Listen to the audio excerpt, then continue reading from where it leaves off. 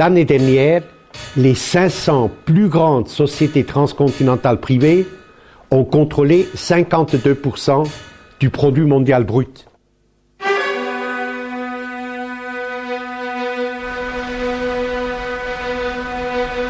La mondializzazione ha avuto questo effetto di unificare le classi capitalistiche in tutto il mondo.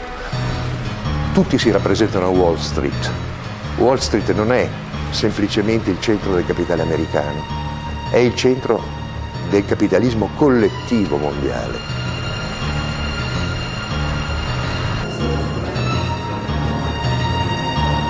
Can we tame globalization? Can we tame the G1? Can we tame the G7 and G8? Can we embed governance in new structures of effectiveness and accountability? That is the big question for our century.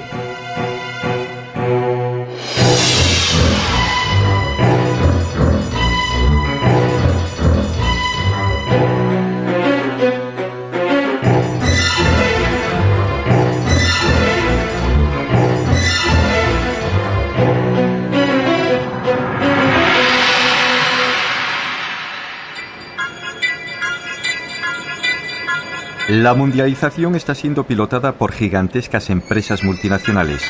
Ya se han hecho con enormes zonas del planeta y amenazan con tomar muchas más. Importantes regiones de todo el mundo están fuera de la jurisdicción de cualquier Estado.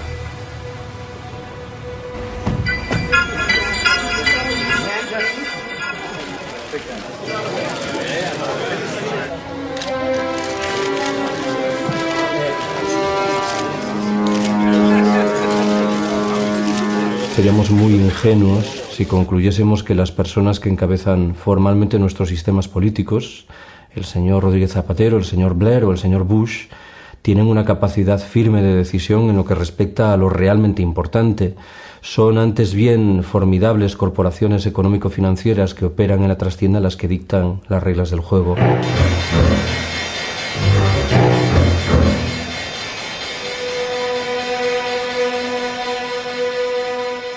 Les chefs d'État démocratiquement élus de ces États puissants, le matin, la première chose qu'ils font, c'est regarder les chiffres de la bourse, les indicateurs de la bourse de New York, de Tokyo, de la veille, pour savoir quel est le millimètre d'espace qu'ils ont pour leur politique fiscale, pour leur politique de l'emploi, pour leur politique d'investissement. Et pour la première fois dans l'histoire de l'humanité, des entreprises transnationales ont un pouvoir beaucoup plus important que les États, que les gouvernements. Et la mondialisation, elle est économique et financière et elle a pour but de transformer toute la réalité du monde en marchandises, c'est-à-dire en produits qu'on peut vendre ou qu'on peut acheter. Las grandes fortunas y los intereses de los países más desarrollados ahogaron la posibilidad de un mejor reparto en el mundo. Y desde los fertilizantes hasta el agua, desde los cereales hasta el petróleo, todo cayó en sus manos, en el de las megaempresas, muchas de ellas con mayor potencial económico que muchas naciones del planeta. Le chiffre du bilan de ExxonMobil est supérieur au produit intérieur brut de l'Autriche. Le General Motors, le bilan de General Motors est supérieur au produit intérieur brut du Danemark.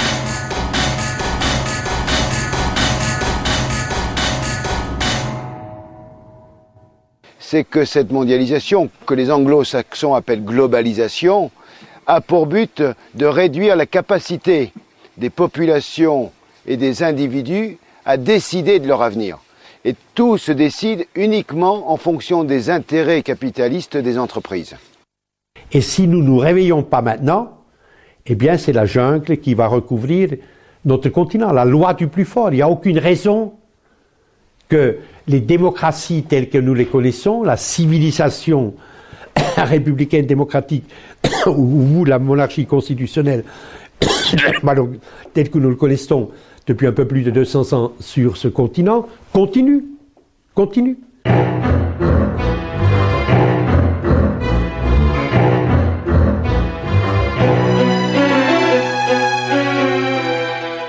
Si los organismos internacionales que determinan toda la economía de un país, que hacen lo que quieren, no son democráticos, ¿cómo es que podemos contentar-nos, satisfazer-nos com esta democracia política que só nos permite quitar um governo e poner outro? Como é que é? ¿Por qué la gente no se da cuenta de esto? ¿Y por qué es que los políticos no tienen la valentía de un día llegar a la televisión y decir, carísimos conciudadanos, venimos a hacer aquí una confesión sincera, es que nosotros no gobernamos. Estamos aquí porque somos los comisarios de los señores que están arriba, que se llaman, que tienen nombres, y ahora aquí una serie de nombres de grandes transnacionales. Indirectamente, claro que eu não estou dizendo que eles estão ao serviço de todo isso, pero el mundo funciona desta forma. Los políticos han sido como han sido, entre otras cosas, porque el pueblo se ha conformado, porque ha dicho, bueno, es que quizás que es la única solución. Y poco a poco nos vamos dando cuenta de que la capacidad de participación de los ciudadanos, en lugar de impulsarse, decir, oye, que la democracia, como yo le decía antes, no es que te cuenten, es que te tengan en cuenta, que es muy distinto, ¿verdad? La democracia que hay actualmente en el mundo es que no me la creo, porque es una mentira. Es una mentira. El voto gratis no existe. Es una mentira. Que cuando vamos a votar para nada. Por una razón, que estamos votando para gente que no tiene ningún poder para cambiar las cosas. Después de votar, la mayoría de los pueblos quedan en un estado de indefensión jurídica, legal, frente a la decisión de los gobiernos. Ahora la democracia liberalista, la que existe realmente en el mundo, para votar de verdad hay que pagar. Quiere decir que hay que ser accionista. Si tú eres accionista de una sociedad, estás votando para cambiar el mundo de una manera u otra, porque tú influyes sobre esa sociedad y tú estás cambiando. ¿Quién ha votado para la guerra en Irak? Accionistas de empresas del Texas. Ellos han votado y han decidido que se iba a la guerra. Si la condición para mantenerse en el poder es obedecer, acatar lo que desde arriba llega, entonces yo diré que no vale la pena. Aquí el problema es si efectivamente queremos... Mira, pero quería decir otra cosa. Esa idea de que cada vez que llega una otra persona y que parece que las cosas pueden... Bueno, ocurrió con Clinton, imagino. Ocurrió con Kennedy. Ocurrió incluso con el señor Tony Blair. Que sí, los socialistas sobre todo, encantados con todo esto. Ocurrió con Lula. Está ocurriendo con Chávez. Se imaginou que poderia ocorrer com Kirchner. Se creyó que podía en Chile con Ricardo Lagos. E não quero dizer que cada um deles não haya hecho lo que podía. Pero el problema está ahí. ¿Qué es lo que significa lo que se puede? Yo pienso, o nos enfrentamos realmente, aguantando las consecuencias, o entonces todo lo que sea compaginar lo que nos gustaría o que nos necesitaría con las imposiciones que llegan desde arriba, eso no se puede.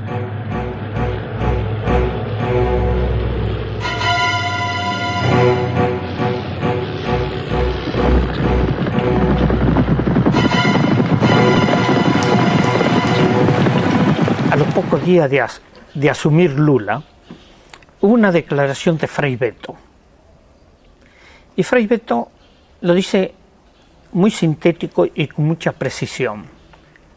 Lula llegó al gobierno, pero no al poder. Entre llegar a un gobierno y tener el poder de lograr los cambios, hay una distancia abismal. Como então desgarrados da terra, como assim levantados do chão, como embaixo dos pés uma terra, como água escorrendo da mão. Pátria livre! Pátria livre! Lula se comprometió sobre todo a pagar la deuda. E a partir daí, a partir nesse momento, a Globo, a grande potência mediática do Brasil, e não só do Brasil, porque tem ramificações por aí, pois ha apoiado a Lula imediatamente. Há apoios que matam. E se não matam imediatamente, matam a prazo. So if Lula had said, forget about the debt, my concern is the Brazilian people, and I am going to use Brazil's income for my own people, the financial markets would have attacked the real the next morning. And I don't think that Brazil, which is quite a strong developing country, could have withstood the attack for a very long time. The central bank would have lost all its reserves, the currency would have crashed, people would have been thrown out of work, etc., etc. So that's the reason that everyone follows more or less the same logic. Now, to add to that, I think, but this may be a utopian view, that Europe could be an alternative to this kind of logic.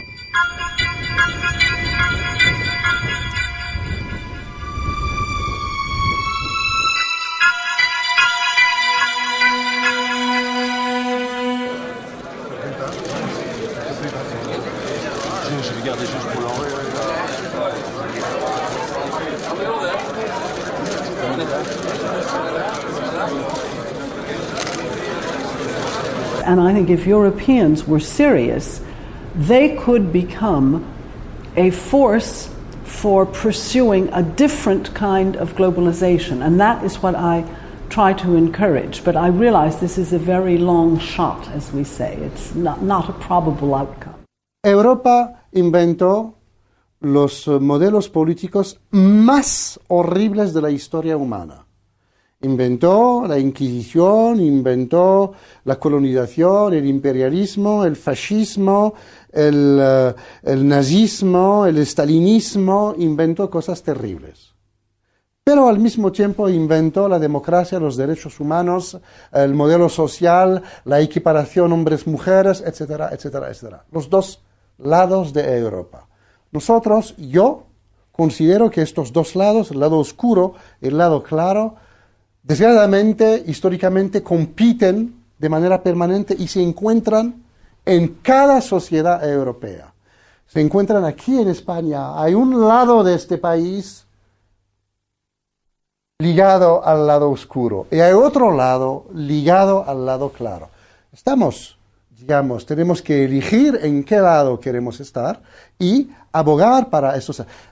Esta idea lo repito, esta idea de la sociedad, esta idea de lo que los italianos llamaban la civiltà, el hecho de que hay una sociedad en la que la cortesía, en la que la ayuda, en la que la generosidad, en la que el entendimiento, la apertura intelectual existe, es un milagro de Europa y tenemos que defenderlo. Tenemos que defenderlo porque frente a nosotros es otro mundo que se está elevando. Es un mundo bárbaro. Yo soy muy escéptico con respecto al papel de la Unión Europea en el planeta contemporáneo. Creo que tendemos a idealizar lo que la Unión Europea es, y me refiero expresamente a lo que es, no a lo que pudiera ser. ¿Y en qué sentido digo esto? En dos sentidos diferentes. Creo que tenemos que abandonar una vieja distinción que sugiere que hay un modelo de capitalismo europeo caracterizado por su afortunada condición social y diferente del modelo norteamericano, mucho más impregnado por la lógica de la competición más feroz. Estamos obligados a preguntarnos, en otras palabras, ¿qué es lo que ha quedado del presunto modelo de capitalismo social europeo luego de 20 años de políticas neoliberales abrazadas por todos y cada uno de los gobiernos de los Estados miembros de la Unión y plasmadas, por cierto, en el Tratado de Maastricht y en el Tratado Constitucional? ¿Qué es lo más importante del reaccionarismo económico actual?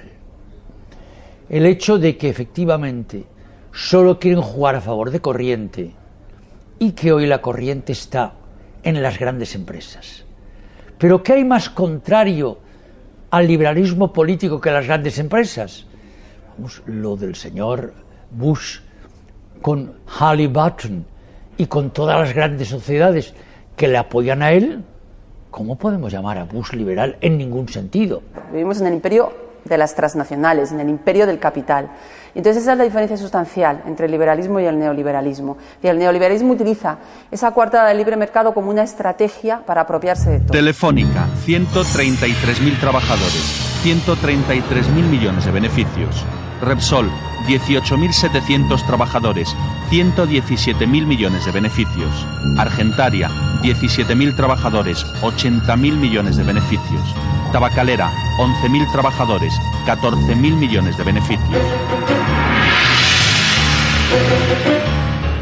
Y están eliminando también los servicios públicos por la razón muy simple. Es que la acumulación de capital exige que todo se transforma en mercancía, porque es solamente sobre mercancías que usted puede hacer un provecho, y el provecho sirve a la acumulación. El sistema económico vigente hoy en día a nivel mundial, representado por la OMC, por el Fondo Monetario Internacional, es un sistema basado en la idea de que la sociedad no existe, la sociedad. Existe un mundo de individuos en competencia permanente entre ellos. De ahí el artículo 1.3 del Tratado Constitucional. Competencia libre y no falseada. ¿Qué significa falseada? Significa que el Estado no debe intervenir, o sea, no existe. No, la sociedad desaparece. Lo que existe es únicamente la economía, el mercado. Y en este sentido, me parece que hoy en día todos los servicios públicos, que nosotros llamamos servicios, son amenazados. It is said that if you could privatize all of the public health systems in Europe, it would be a market of at least $2.5 trillion a year. Es un campo enorme. Solamente la educación en el mundo significa gastos de más de 2.000 millones de dólares. Así es una fuente extraordinaria de posibilidad de provecho. Vous pouvez privatiser le golf ou vous pouvez privatiser, je ne sais pas, moi, la gymnastique, ou mais vous ne pouvez pas privatiser la santé et l'éducation. Et je crois que là, il n'y a pas beaucoup de conflits de civilisation là-dessus. Un espagnol, il pense comme un arabe là-dessus. Tenemos ya 4 cátedras con nombres de multinacionales belgas, porque han pagado por eso. Así, las universidades son más y más escuelas superiores al servicio del mercado. Pero no hay reacción. No hay reacción dentro de los profesores, de los investigadores, muy poco dentro de los estudiantes, por muchas razones. Pero una de las razones es el hecho que se hace por pequeños pasos. Y así se absorba este cambio. Pero un día eso tiene de explotar.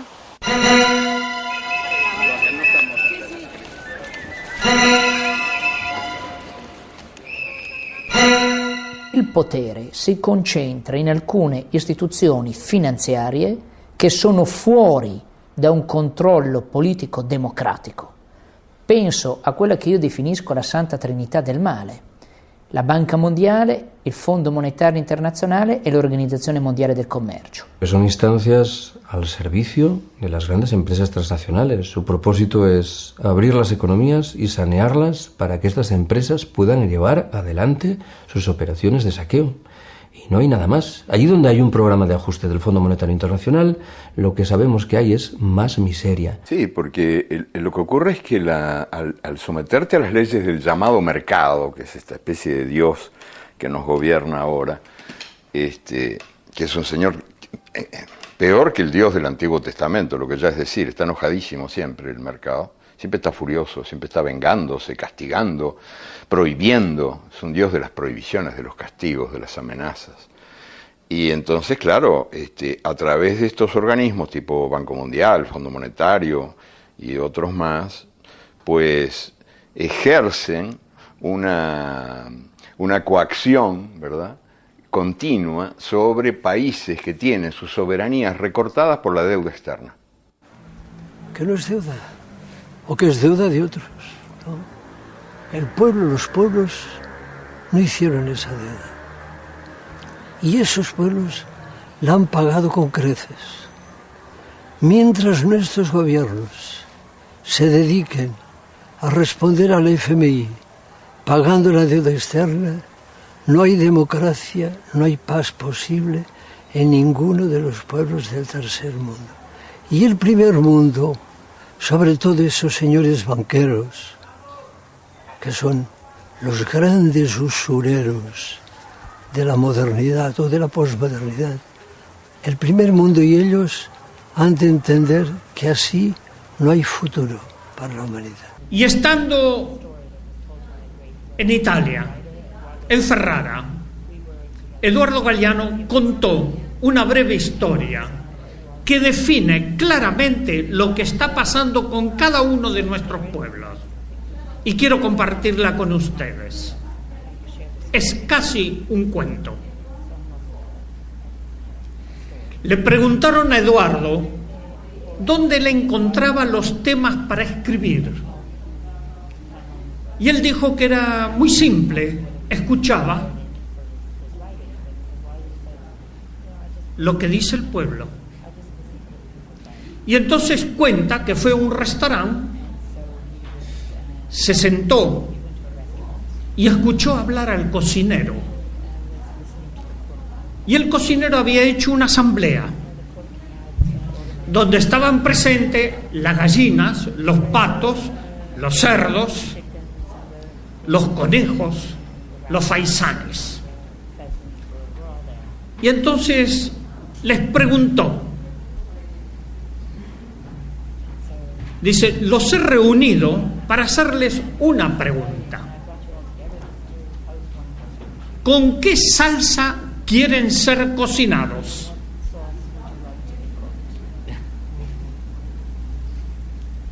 Todos quedaron asustadísimos hasta que se escuchó a una humilde gallina decir, yo no quiero ser cocinada.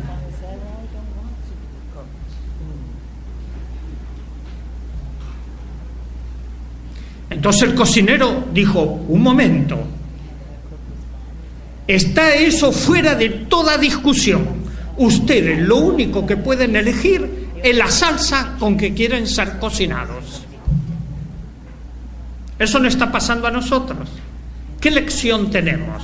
¿Ustedes eligieron la salsa con que quieren ser cocinados? ¿Tenemos esa resignación? ¿O comenzamos a cambiar? Que el mundo fue y será una porquería, ya no sé, en el 506 y en el 2000 también, que siempre ha habido chorros, maquiavelos estafados, contentos, amargados, valores y doblez, pero que el siglo XX es un despliegue de maldad insolente, ya no hay quien lo niegue, vivimos revoltados en un merengue y en un mismo loco. Una delle situazioni drammatiche a cui abbiamo assistito questi anni è stata l'Argentina.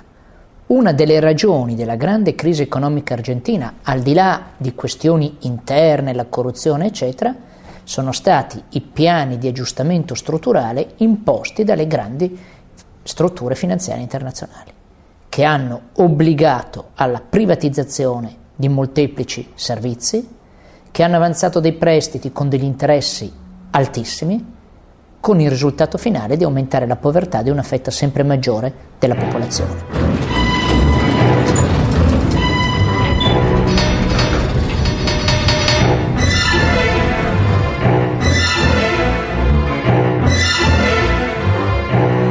Hoy todo cambió y una nueva relación ha comenzado. También una nueva forma de vivir y de pensar. Aunque todos parezcamos los mismos, un cambio decisivo y fundamental se ha instalado entre nosotros. Y es un hecho de justicia histórica que este cambio lo realice un presidente justicialista, cerrando así el ciclo que comenzó hace 40 Jamás nadie como Menem había osado llevar la traición como bandera, ni ejecutar con tanto cinismo acciones contra la nación. El travestismo del nuevo jefe va a pulverizar medio siglo de resistencias populares. Impone la ideología de la derrota frente al modelo global. Indulta a los jefes de la dictadura y traiciona a millones de trabajadores que soportaron la represión.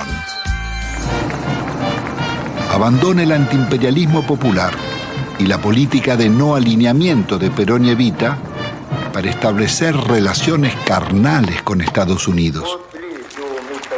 Su programa será el del Banco Mundial y el Fondo Monetario. Lo que sucedió en la Argentina fue la aplicación de políticas que se aplicaron no solamente en la Argentina. Has hablado de globalización. La globalización no ha sido otra cosa que la exportación global de un determinado modelo económico. A caballo de la caída del muro de Berlín y de la expansión dominadora del modelo del gran capital, surgen estos planes. Es la época del consenso de Washington. Todas las políticas de ajuste estructurales, sobre todo en países de Latinoamérica, por ejemplo, facilitaron las privatizaciones masivas y facilitaron el que las empresas transnacionales campasen por el mundo como los nuevos señores feudales. En Argentina, durante el gobierno de Menem, se privatizó todo menos 3 cosas: el perro, el gato y el loro. El resto se privatizó todo. Le hicieron creer a la sociedad que el verdadero demonio era el Estado. Y los ángeles salvadores venían de manos de las privatizaciones y las corporaciones. Carlos Menem remató la operación al vender las empresas públicas a inversores extranjeros. La deuda externa se disparó hasta los 188.000 millones de euros con el gobierno de Fernando de la Rúa.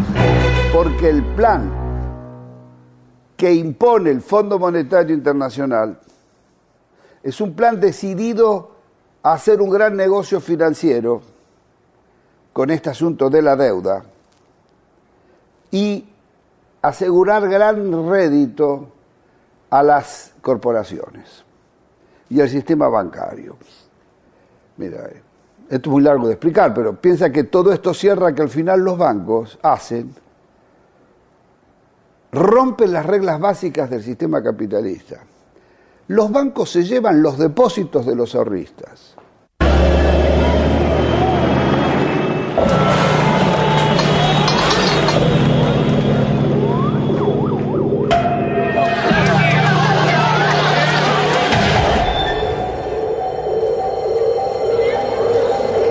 Quiero informarles que ante eso he decretado el estado de sitio en todo el territorio nacional. Y el gobierno ni de la Rúa, ni el gobierno que le sigue de transición Duhalde, le exige a las casas centrales, matrices, la reposición de los depósitos, utilizando simplemente la jurisprudencia internacional y argentina, que dice taxativamente que las casas centrales siempre son responsables de los quebrantos o pérdidas de sus sucursales. Aún hoy, es el pueblo argentino el que compensa a los bancos para que los bancos le devuelvan el dinero a los ahorristas. Aún hoy. Un dólar arriba de otro dólar que junté a lo largo de 25 años de trabajo para que cuando me jubilara tuviera una vejez digna, cosa que el gobierno no me da. ¿Por qué no nos tratan los bancos como tratan a sus ahorristas en el exterior? Y yo los puse en bancos privados porque desconfiaba de los bancos nuestros, porque ya me agarraron en el 89, pero evidentemente soy una estúpida. Entonces, ¿qué necesitan? ¿Una bomba? Yo no soy de poner bombas, pero al menos me desahogo con la cacerola. Esta cacerola le hizo puré a mis hijos para que cada vez que la vea sepa que si me roban porque ellos son unos sinvergüenzas, pero yo luché por mis derechos. La gente se fue sintiendo cada vez más furiosa, cada vez más enojada con esta estafa que le habían hecho. le habían prometido lo contrario de lo que se hacía. Y entonces, bueno, los invisibles se hicieron visibles y la gente bajó de las tribunas, de las plateas para jugar al partido en la cancha. Entonces invadió las calles y el gobierno cayó solito, así, desplomado por su propia incapacidad de hacer frente a las cosas, y eso abrió paso a un periodo de cierto florecimiento de formas democráticas interesantes que se abrieron paso en Argentina, que yo creo que son como semillas plantaditas que van a ir dando frutos, ¿no? La idea de que la democracia no es un sistema reducido al voto que se deposita cada 4, 5, 6 años, sino que es mucho más que eso. Es el derecho que el pueblo tiene de gobernarse, el derecho que la gente tiene de participar activa y decisivamente en la vida política, económica, cultural del país al que pertenece. Si es lo mismo el que labora noche y día como un buey, que el que vive de nosotros, que el que mata, que el que cura o está fuera de la ley. Yo creo que hoy tenemos un gran desafío y es generar estrategias y políticas para revertir esta situación. El Fondo Monetario Internacional y el Banco Mundial, que fueron creados para estar al servicio del pueblo, están al servicio de las grandes corporaciones y de los grupos que dominan al mundo. Hay que decirles basta.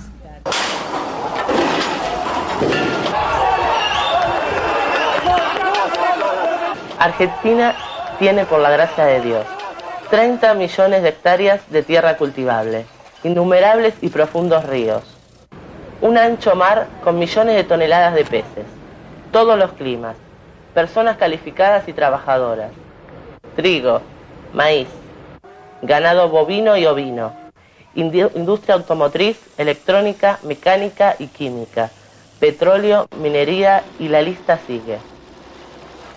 Entonces, ¿cuál es el problema? ¿Quién fue el creador de esta bomba? Respuesta: políticos incompetentes, malos administradores, diputados y senadores corruptos, sindicalistas traidores, empresarios ávaros. ¿Y vos? La Argentina, siendo un país riquísimo, porque no somos un país pobre, somos un país empobrecido, tenemos más de 10 millones de personas que viven en situación de pobreza. Se mueren 100 niños por día de hambre y enfermedades evitables. Cada ajuste era una puñalada al corazón para un médico que venía aquí, porque sabía que después de ese ajuste, 3, 4, 5, 6 veces más, los chicos que nacían en ese periodo no iban a comer. Entonces íbamos a tener esta cantidad de chicos. Y de ahí nació este documento que nosotros hicimos hace poco, que dice: otros toman las decisiones, nosotros debemos morir. Pero resulta que cuando nosotros empezamos a leer, traducíamos bibliografías del inglés. Entonces nosotros veíamos cómo se solucionaba, cómo le arreglábamos los líquidos, cómo le arreglábamos las sales, cómo le arreglábamos las proteínas. Y después ya, viendo que cada vez era más y que nos sobrepasaba, empezamos a leer otras cosas. Hasta llegamos a leer un libro argentino, Juan P. Garrahan, no sé si le suena. Dice: la desnutrición no es una enfermedad socioeconómica y cultural que se soluciona poniendo a trabajar a todos los factores de la nación. No dice que le vamos a dar alimento, que le vamos a todos los factores de la nación. Y ahí explotó todo, ahí ya nos dimos cuenta. ¿Qué hacemos nosotros con el desnutrido mandándolo a la casa? ¿Qué hace la nación? Vamos a salir de Tucumán, a Buenos Aires hay que llegar. Esta noche es una fiesta, la locura de la... Vamos a salir de tu casa, es la marcha nacional de los chicos del pueblo. Yo este año los pude acompañar únicamente en un tramo que tiene que ver con el hambre.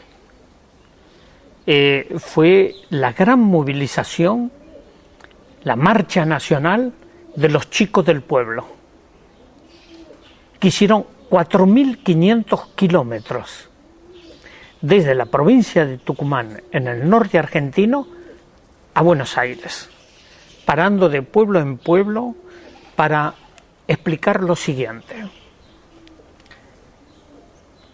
El hambre es un crimen. La otra cosa que dicen los chicos fue un impacto muy grande. Dicen, nosotros tenemos derechos y tenemos derecho a no comer de la basura.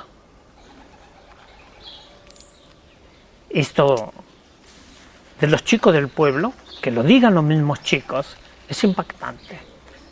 Nosotros tenemos derecho a una vida digna, a que nuestros padres tengan trabajo y a ser felices,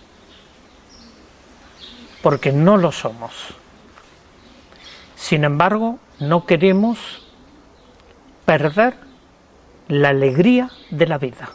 No queremos más muertes por desnutrición, porque no nos gusta que nos cuenten el cuentito de que el país es pobre. Recorrimos las rutas y vimos que nuestro país es rico. Hay que repartir mejor. Esto ya no va más. ¡Basta! Con los chicos no se joden.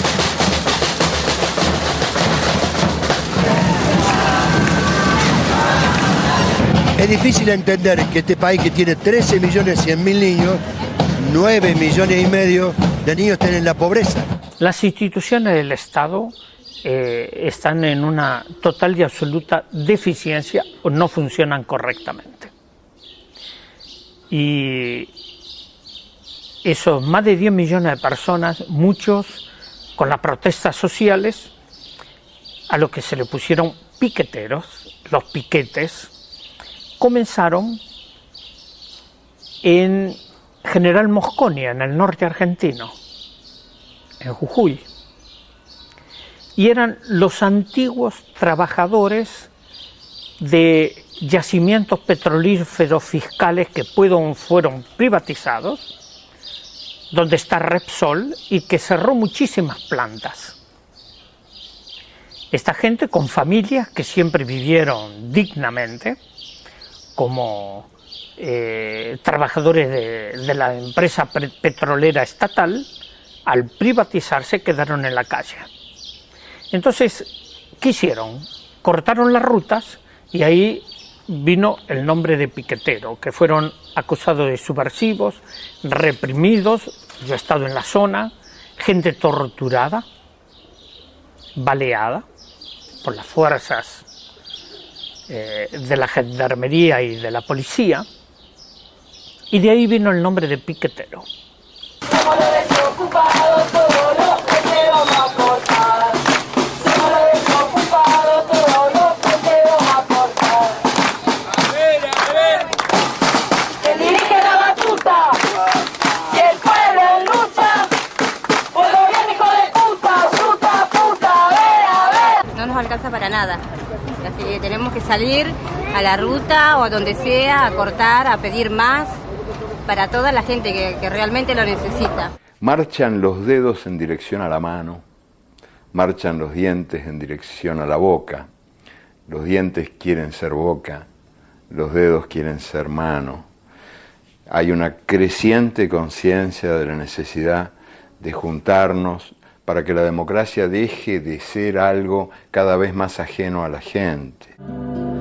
Una cuchillada de amor, luna de los pobres siempre abierta. Yo vengo a ofrecer mi corazón como un documento inalterable. Yo vengo a ofrecer mi corazón.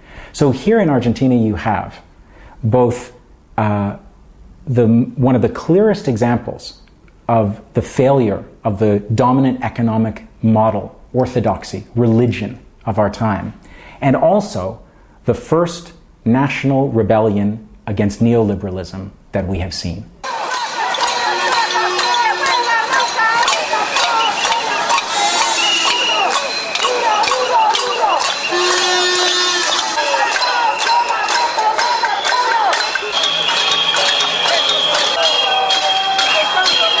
Estamos hartos de todo eso. Por eso estamos en la calle, para recuperar nuestros ahorros, pero también para sacar a este gobierno corrupto de una vez por todas, que no soportamos más los argentinos.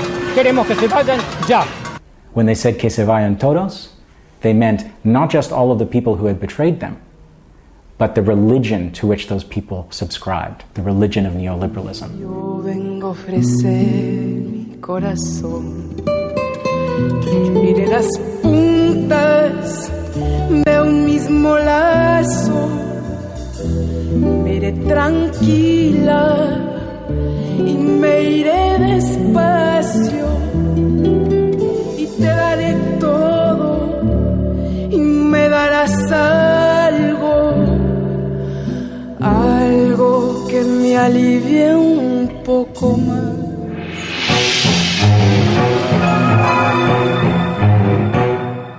The financial markets now are very large players globally and are capable, through the free movement of capital, which is required by the International Monetary Fund, they can destabilize whole societies and have done so. En 2004, tous les jours ouvrables, si vous prenez tous les jours ouvrables sur toutes les places financières du monde, par jour, à peu près 1000 milliards de dollars ont changé d'identité, monétaire o juridique. El dato a mí me parece escalofriante. Hoy en día en el planeta se mueven 60 veces más recursos en operaciones de cariz estrictamente especulativo que los que corresponden a operaciones que implican la compraventa efectiva de bienes y de servicios. La especulación, por tanto, lo impregna todo. El segundo dato relevante sugiere que una mecánica central de la globalización en curso es la desaparición de los controles, de las medidas de control y de freno. Y esto, claro, beneficia a los capitales que se mueven en la legalidad, pero lo hace también a aquellos que se desenvuelven en la trastienda. Y lo hace de tal manera que en realidad estamos medio obligados a discutir si tiene sentido seguir hablando de redes del crimen organizado, porque el propio concepto solo tiene sentido si existen reglas del juego de obligado cumplimiento.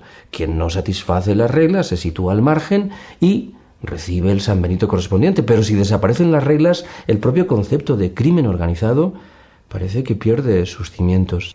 ¿Y cuál es el resultado? El resultado es el desconcierto actual. Es la contradicción entre democracias frágiles, vulnerables, como se quiera, a escala nacional, y una plutocracia, una oligocracia a escala internacional. Y tenemos tráfico de todo, tráfico de armas, tráfico de drogas, tráfico de personas, de capitales, de patentes, de todo. Y tenemos una vergüenza, que esto tendríamos que terminarlo, que es el que existan unos paraísos fiscales.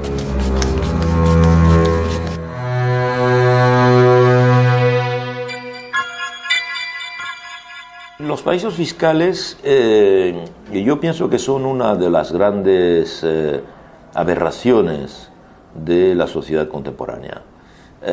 ¿Por qué? Esencialmente porque no tienen ninguna justificación económica más que la de dar cobijo al dinero del crimen, o al dinero digamos, de la corrupción, o al dinero del desvío de fondos o del impago de impuestos, etc.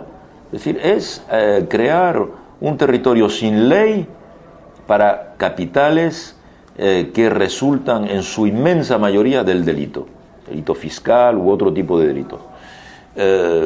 Por consiguiente, yo creo que si viviésemos en un mundo efectivamente justo, los paraísos fiscales deberían desaparecer.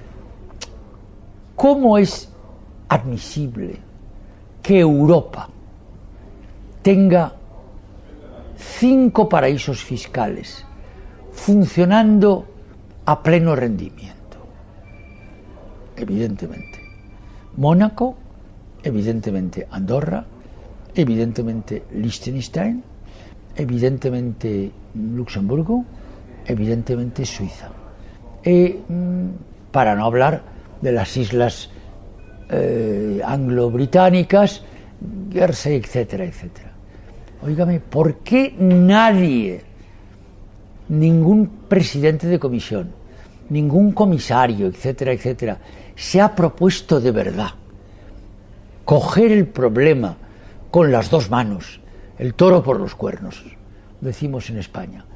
Y si no acabar con él, por lo menos reducirlo y controlarlo. Hoy día no existe prácticamente ninguna ONG humanitaria que trabaje en derechos humanos, etcétera, que no cuestione la existencia de los paraísos fiscales. Y sin embargo, los paraísos fiscales se mantienen, a veces están en el interior mismo de áreas económicas importantes, en el seno o en la periferia de la Unión Europea, donde, por ejemplo, los organismos hasta públicos hacen negocios con instituciones o empresas instaladas en los paraísos fiscales. Bien, todo esto es extremadamente, digamos, inmoral, desde el punto de vista ético. En este país mismo hemos sabido que los grandes empresarios financieros tenían capitales en los paraísos fiscales. Y uno se pregunta siempre, yo no sé si usted lo ha hecho en alguna ocasión, señor Estevez, ¿cómo es posible que con los miles de millones que han ganado y que ganan los grandes capitalistas del mundo, todavía y las estructuras defensivas de ese capital que son inaatacables, todavía necesiten constituirse patrimonios en paraísos fiscales? ¿Cómo es posible? Bueno, pues mire usted, lo es. La existencia de los paraísos fiscales, por ejemplo, impide, según algunos, de poner en marcha la tasa Tobin.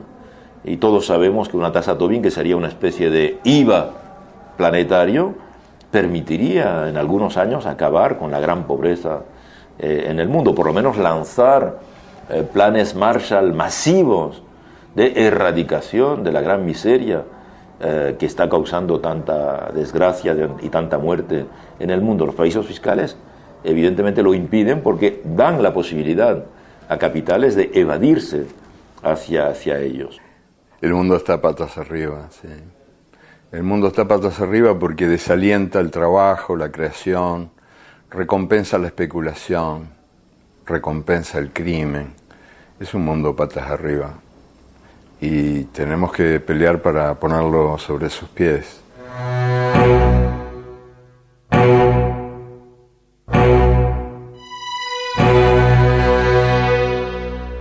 Frente a este capitalismo salvaje que hoy vivimos, yo creo que efectivamente hay que saber decir no.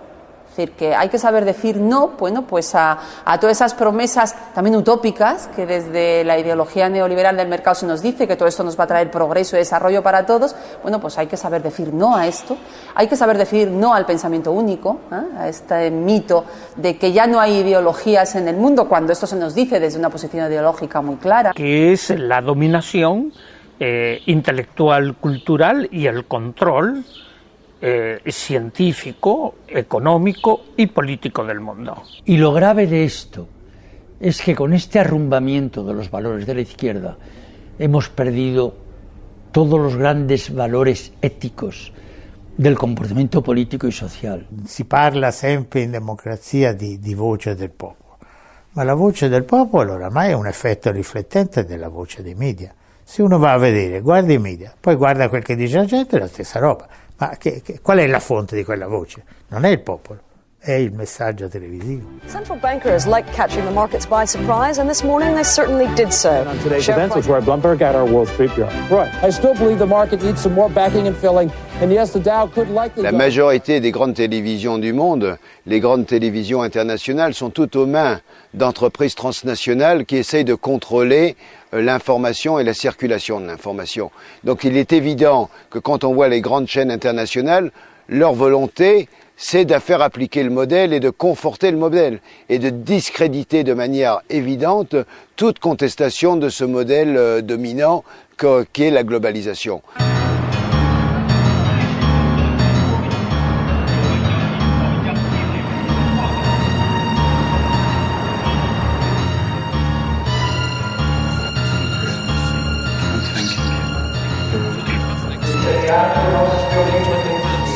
Los medios de comunicación, la función esencial de los medios es fabricar el olvido.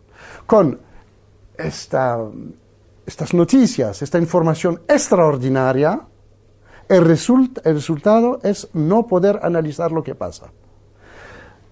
Jean-Luc Godard decía, el papel de la televisión es fabricar el olvido. Il 75% di persone non legge nemmeno un libro all'anno. Quindi da dove sanno le cose che sanno? Pochissime le sanno dalla televisione. E la televisione che cosa gli dà? Soltanto immagini. Non gli fa capire i problemi. El problema está cómo hacemos para asegurar a nuestras sociedades, a los ciudadanos, el derecho a la información. Los espacios están ocupados en buena parte por banalidades absolutas, en desmedro de asuntos muy serios y graves que hacen a la calidad de vida y al pleno ejercicio de los derechos ciudadanos. I don't know how many television viewers you have in your audience, but just think if today with our discussion we could encourage even 10 people to join an organization, to say, yes, I can do something. Yes, I am responsible also for what's happening in the world, for what's happening in my country, for what's happening on my planet. And if we could say that today we've encouraged some people to get out there and do something different from what they were doing and doing it with other people, I'd say we've had a very good day's work. Yo creo que a pesar de todos los pesares, vamos para mejor. Hay más conciencia, hay más ciudadanía, hay más movimiento popular y hay más solidaridad internacional. Y el neoliberalismo no tiene futuro, que además de ser homicida, es suicida y es ecocida, ¿no? La vida tiene la última palabra. Lento pero viene, el futuro se acerca, despacio pero viene, ya casi está llegando con su mejor noticia, con una estrella pobre sin nombre todavía.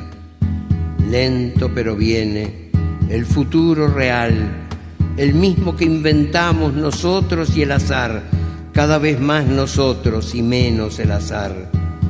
Lento pero viene, el futuro se acerca, despacio pero viene, lento pero viene, lento pero viene, lento pero viene. Si yo no cambio un poco mis fallas, mis males, ¿cómo cambiar entonces las tierras, los mares? Si no cambio un poquito mis mañas, mis juegos, ¿cómo cambiar en algo los dramas, los fuegos? Si no poquito un cambio, mi duda, mi acaso, ¿cómo cambiar más tarde el beso, el abrazo? Si no cambito un poco mis cauces, mis fuentes, ¿cómo he de cambiar fuera lo mío en la gente?